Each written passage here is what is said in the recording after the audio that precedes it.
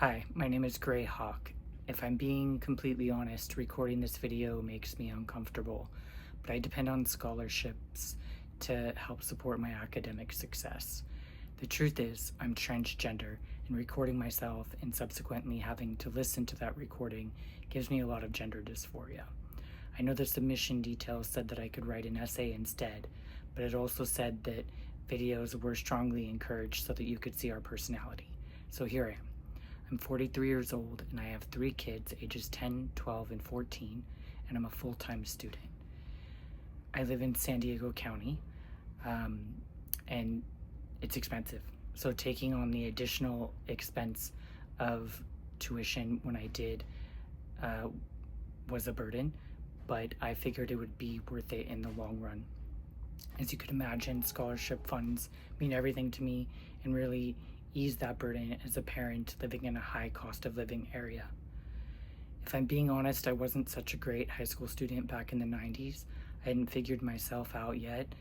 I had a lot of depression, and I have bipolar disorder, so I still deal with some depression, but not due to struggles with my gender identity. I had a hard time fitting in back then, and I had undiagnosed ADHD. Both of those made it hard to focus on academics. My grades were enough to graduate, but they weren't enough to get me into a good college. Not that either of my parents could have afforded to put me through college.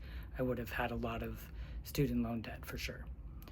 It took me several decades of learning how to manage finances and getting my ADHD treated to get comfortable enough with the idea of taking on the academic challenge of college. This time around, I've been able to maintain all A's except for 1 B throughout my pursuit of my bachelor's degree, which I should finish at the end of 2026. In my spare time, I do a lot of volunteering at my kids' schools, chaperoning field trips, chairing committees, organizing activities. I'm also heavily involved in activism for better working conditions for teachers, our public school teachers, and often attend rallies in support of the teachers union with my kids.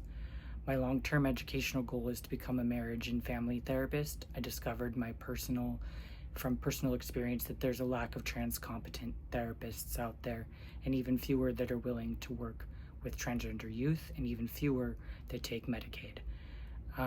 The way I would like to give back to my LGBTQ community is by filling that gap. I hope to make a positive impact on the world by supporting the mental well-being of the most vulnerable amongst us.